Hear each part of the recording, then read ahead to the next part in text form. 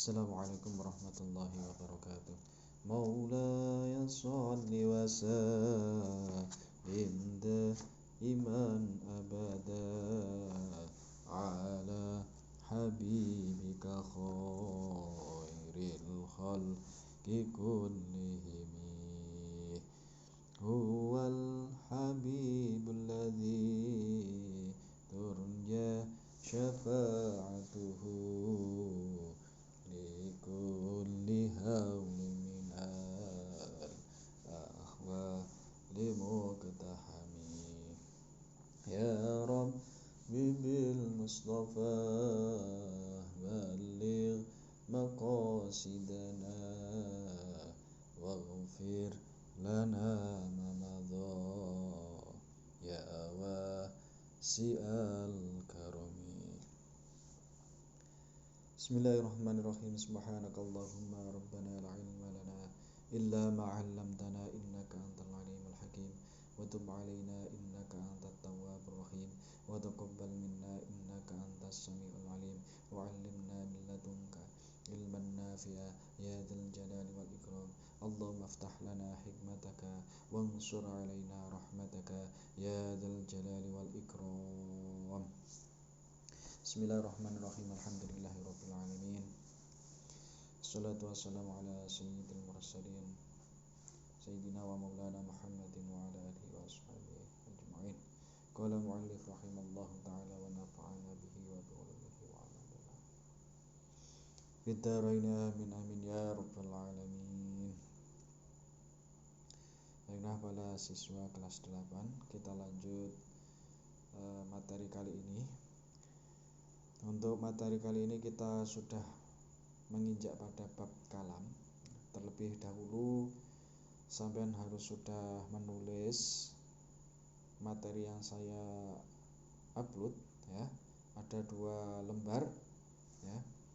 Itu sampean tulis dahulu, kemudian nanti dimaknani dan lanjut menyimak keterangan yang akan saya sampaikan. Untuk terlebih dahulu kita maknani dulu, yaitu babul kalami utawi iki bab kang mertelake kalam. Kalamuhum lafdzun mufidun musnadu wa kalimatul lafdzul mufidun mufradu.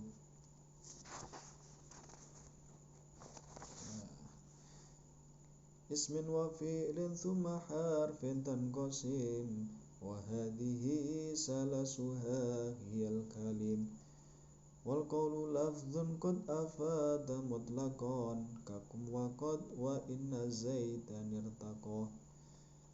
Fal ismu bi tanwini wal hafdhi urif wa harfin hafdhin wa bila min wa alif. 4 nazam ini kita maknani dahulu. Sebelum kita menginjak pada materi, terlebih dahulu hal-hal yang saya sampaikan bahwa untuk bab kalam ini sampean harus mengerti 1 tentang kalam, 2 tentang kalimat, 3 tentang kalim, 4 tentang qaul, 5 tentang pembagian kalimat, kemudian 6 tanda-tanda kalimat isim, fi'il dan huruf. Itu materi yang harus sampean pahami dalam bab kalam nanti. Itu sampean hafal ke-6 pokok tadi yang saya sampaikan. Itu nanti sampean sudah bagus. Kita langsung maknani. Bismillahirrahmanirrahim. Babul kalami utawi iki bab kalam.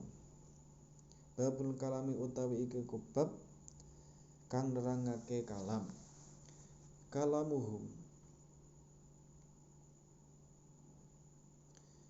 utawi kalame wong ahli nahwu iku lafdzun lafat mufidun kang maidai, musnadun tur kang musnad. Wa kalimatu utawi kalimat iku lafdzun lafat al mufidu kang mufid al-mufradu tur kang mufrad.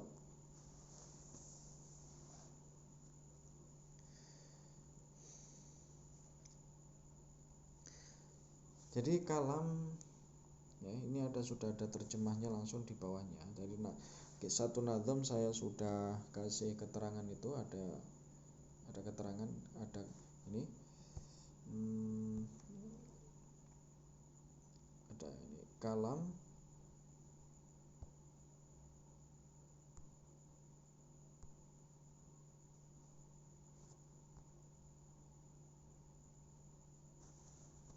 maaf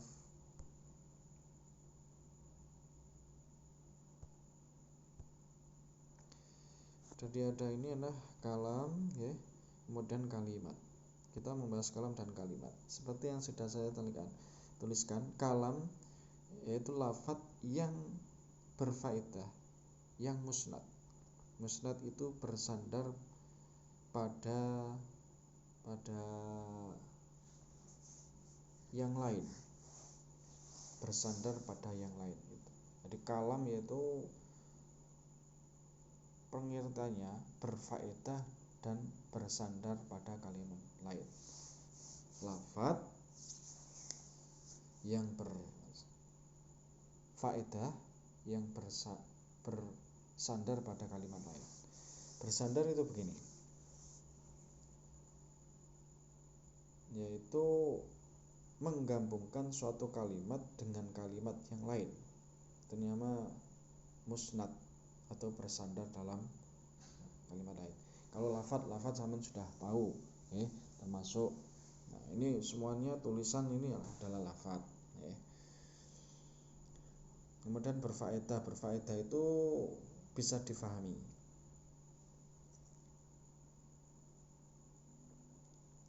atau menunjukkan suatu pengertian. Yang ketiga itu mufid, yaitu bersandar pada kalimat lain. Contoh mufid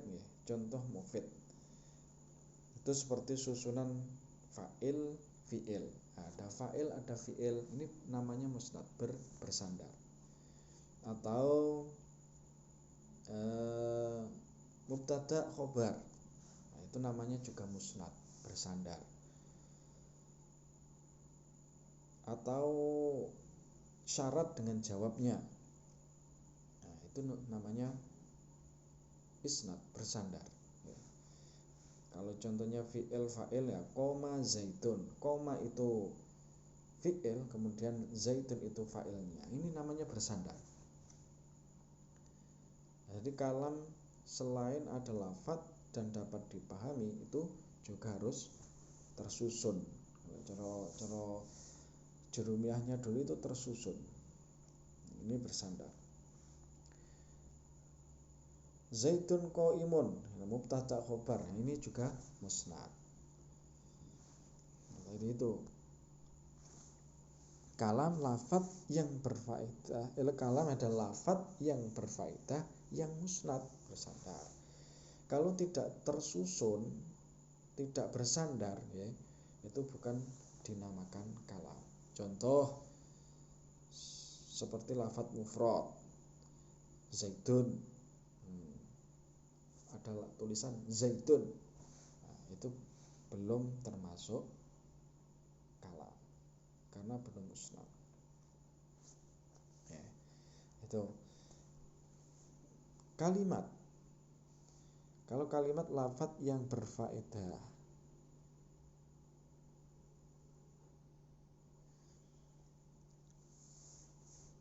kalimat yaitu lafadz yang berfaedah dengan sendirinya. Kalimat yang berfaedah dengan sendirinya. Jadi ada kalam, ada kalimat. Kalau kalam itu harus ada lafadz, berfaedah, dan musnad. Kalau kalimat, lafadz yang berfaedah. Lafadz sudah mempunyai faedah, walaupun itu mufrad, itu namanya kalimat. Jadi bedanya kalam dengan kalimat. Kalau kalam itu pengertiannya lafadz yang berfaedah dan musnad atau bersandar dengan kalimat lain. Kalau kalimat cukup lafadz yang berfaedah, walaupun hanya satu, ya.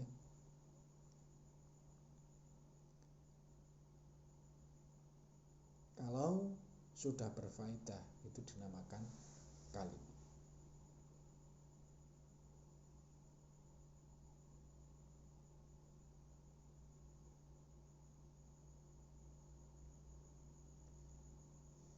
Nah, contohnya, ya, lanjut pada nadhaman yang kedua. Ismin wa fi'lin thumma harfin tanqasim wa hadhihi salasuha hiyal kalim.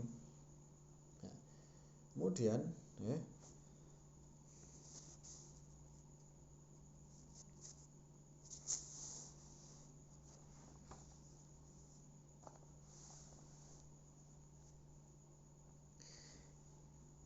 li ismin maring isim wa fi'lin lan fi'il summa harfin mongko nuli huruf tanqasim dadi kebagi apa kalimat. Wa hadhi utawi iki iku salasuha telune hadhihi ya utawi ya yo hadhihi iku al kalim aran kalim.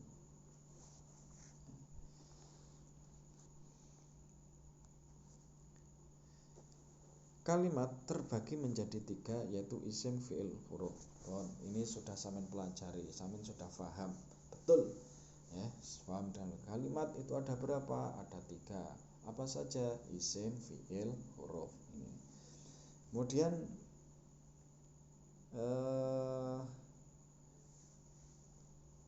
berikutnya, ya, ketika ada suatu lafadz, ya, atau kalimat terdiri dari ketiga-tiganya kalimat itu, ya, maka tidak dinamakan kalim. Ada susunan lafadz,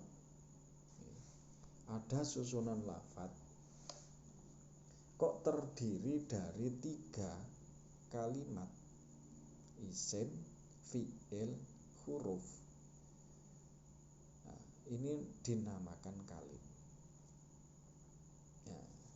Jadi kalau dibalik gini, apa yang dinamakan kalim? Kalim yaitu susunan lafadz yang terdiri dari 3 kalimat, isim, fi'il, dan huruf.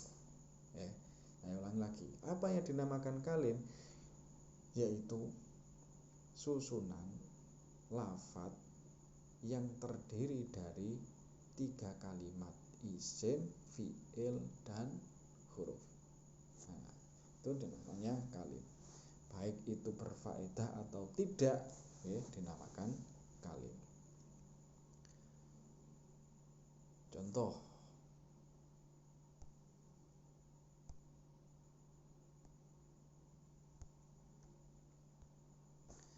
qad jaa zaitun.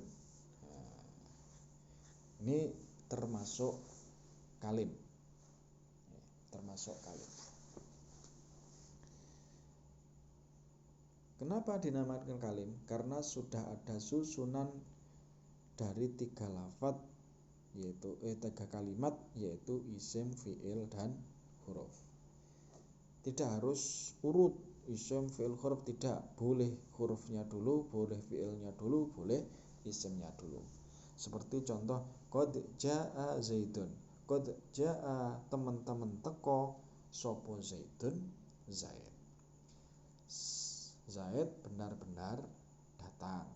Nah, qad itu kalimat huruf, jaa itu kalimat fi'il, zaitun itu kalimat fi'il. Nah, 3 kalimat huruf, kemudian fi'il dan isim digabung menjadi 1. Nah, ini dinamakan kalim. Kok sudah berfaedah, bisa difahami, maka juga dinamakan kalam. Termasuk seperti contoh ini, qad jaa zaitun, ini dinamakan kalam, juga dinamakan kalim. Dinamakan kalim karena sudah tersusun dari 3 kalimat, yaitu isim, fi'il, huruf. Dinamakan kalam karena sudah ada lafadz, sudah berfaedah, bisa difahami, dan isnad, bersandar. Nah, ini contoh lagi. In jaa zaitun, in itu huruf, kalimat huruf, ya. Jaa itu kalimat fi'il, kemudian zaitun itu kalimat isim. In jaa zaitun. Pertanyaannya, apakah ini sudah kalim? Apakah ini sudah kalim? Sudah, karena sudah tersusun dari 3 kalimat. Ada kalimat huruf berupa in, ada kalimat fi'il berupa jaa, ada kalimat isim berupa zaitun. Sudah ada 3-tiganya kalimat, maka dinamakan kalim. Nah, kalau diteruskan, apakah ini sudah kalam? Apakah ini sudah kalam? Belum. Karena dari segi makna ini belum bisa difahami. In jaa zaitun, coro jae teko. Coro jae teko lho. Belum bisa difahami. Lapo oleh teko.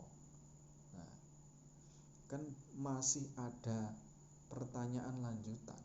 Ini berarti belum paham.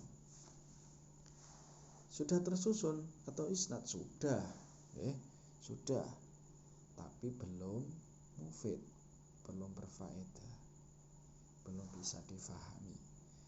Maka kalau ini ditanya, apakah sudah kalam? Belum, karena belum bisa difahami. Tapi kalau pertanyaan apakah sudah kalim? Sudah, karena tersusun dari 3 kalimat. Fi'il, huruf, fi'il, dan isim. Nah, ini perbedaannya ya, kalam. Kalau kalam itu lafadz yang berfaedah dan musnad. Kalau kalimat yaitu lafadz yang berfaedah dengan sendirinya, berfaedah dengan sendirinya, mufrad. Kemudian kalau kalim itu susunan yang terdiri dari kalimat isim, fi'il, dan huruf. Itu perbedaannya. Jadi sampean harus mengerti ya, itu perbedaannya. Nah, ini tadi ini sudah saya kasih keterangan dari kalam, lafadz yang berfaedah musnad, dalam kurung berfaedah, bersandar pada kalimat, bersandar pada yang lain. Kalimat, lafadz yang berfaedah dengan sendirinya, mufrad. Kemudian kalimat itu dibagi menjadi 3, yaitu isim, fi'il, huruf. Kemudian kalim yaitu kumpulan atau terkumpulnya 3 kalimat, isim, fi'il, dan huruf. Wa qawlu lafdzun qad afata mutlaqan kakum wa qad wa inna zaitan irtaqa. Wal qawlu utawi qaul iku lafdzun lafadz qad afada kang temen-temen maedahi apa lafadz mutlaqon khalih mutlak. Kakum iku kaya lafadz kum, wa qad lan lafadz qad, wa inna lan lafadz inna, zaitan wa inna zaitan irtiqa, kaya lafadz zaitan irtiqa, inna zaitan irtiqa. Inna zaitan temen setune zaid iku irtiqa munggah sapa zaid. Sekarang ada qaul lagi. Apa itu qaul? Tadi ada kalimat, kalam, ada kalimat, ada kalim, sekarang ada qaul. Apa itu qaul? Qaul adalah lafaz yang mempunyai makna mufid secara mutlak, seperti lafaz kum, qad, kum ngateka sapa sira, qad, dan inna zaidan irtaqa. Itu namanya qaul. Gini, qaul adalah lafaz yang mempunyai makna secara mutlak tanpa memandang apakah bentuknya itu mufrad tunggal atau murakkab tersusun atau musnad disandarkan atau tidak musnad tersusun dari dua lafaz ataupun tiga ke atas. Jadi secara pemahaman qaul itu lebih umum, tidak mengenal mufrad, tidak mengenal tersusun, tidak mengenal musnad, ya. Tidak harus 2, 3, bahkan wakeh oleh itu qaul. Jadi sebenarnya qaul itu mencakup kalam, juga mencakup kalimat, juga mencakup kalim. Artinya jika suatu lafaz disebut kalam, kalim, atau kalimat, maka juga bisa disebut qaul. Jadi kalam itu juga bisa disebut qaul. Kalimat itu juga bisa disebut qaul. Kalim itu juga bisa disebut qaul. Itu lebih qaul itu lebih bersifat umum. Tapi belum tentu qaul itu bisa disebut kalam. Nah, jadi itu pengertian dari qaul.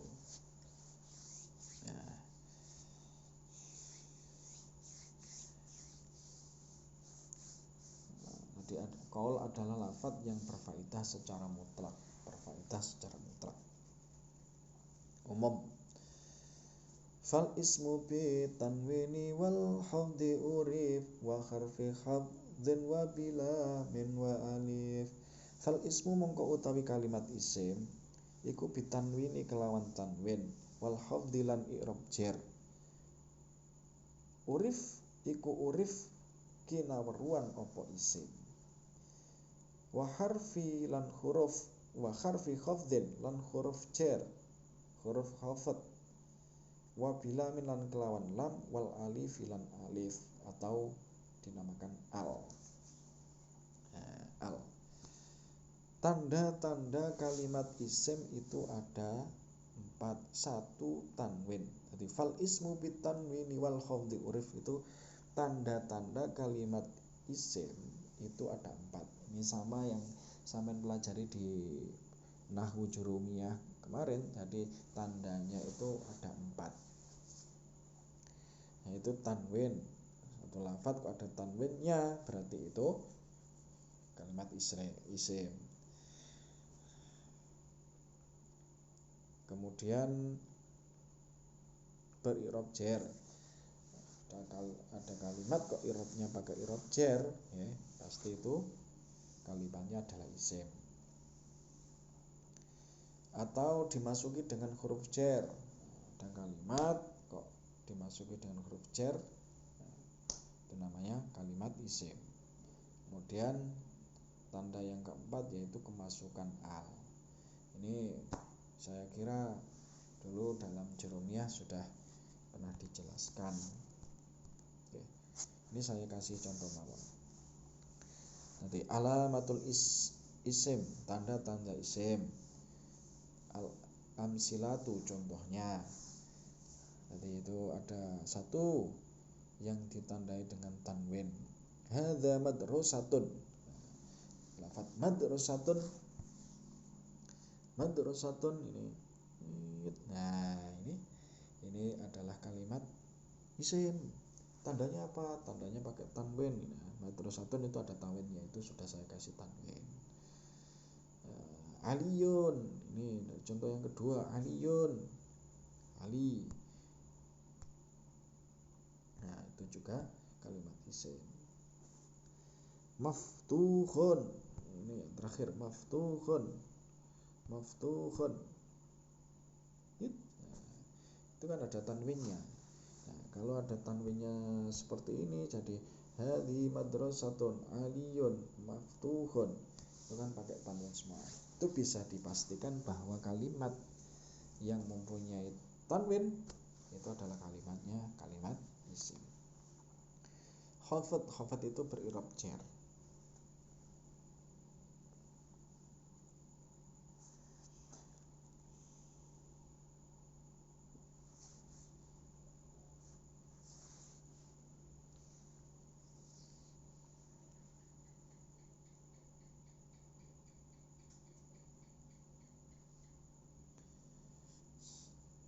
Khafat berirab jar seperti contoh babul masjidi wasiun. Di babul masjidi, nah, al masjidi itu kan di itu sebenarnya kasrah, itu kan i'rabnya i'rab jar. Maka kalau suatu kalimat kok di'irabi dengan jar, ini masjidi ini, maka dinamakan kalimat isim.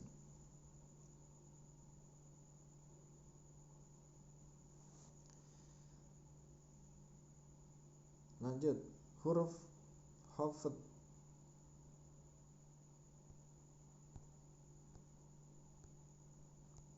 Yang ketiga, kemasukan huruf jar.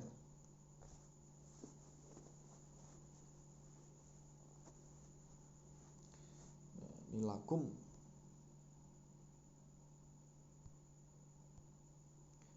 ini lakum.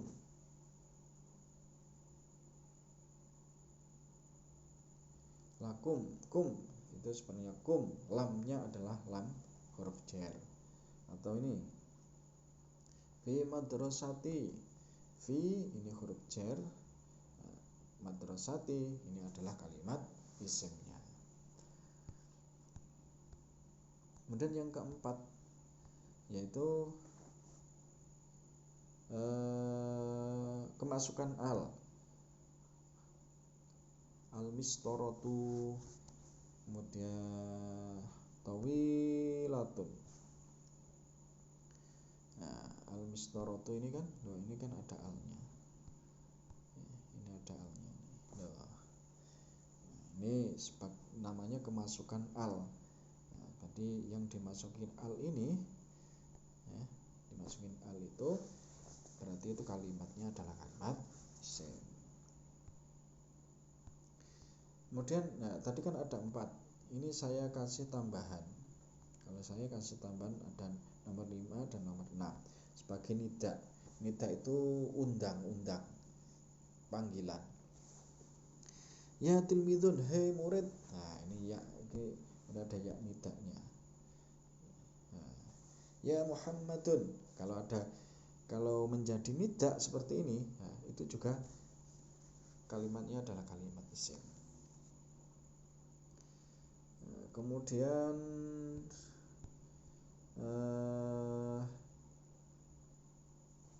musnad itu disandarkan dengan kalimat lain. Ya. Jadi musnad itu bisa mubtada, bisa fa'il, bisa mudhof, ya. Musnad itu bisa mubtada seperti mubtada, fa'il dan mudhof kan disandarkan dengan kalimat lain. Kalau mubtada itu berarti isim dengan isim. Ya.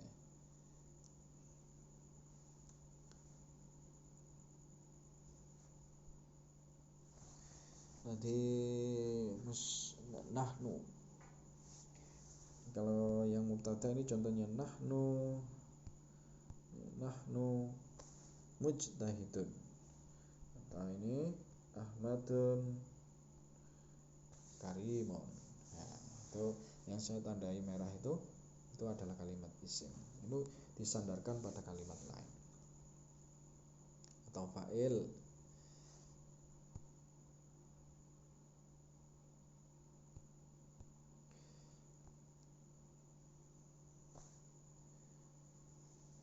Nasortul masaki.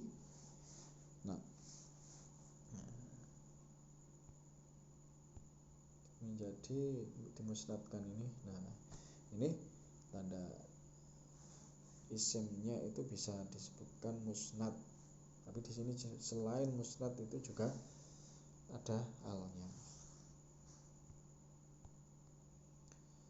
Mudhaf kalimat 2 dijatuhkan 1.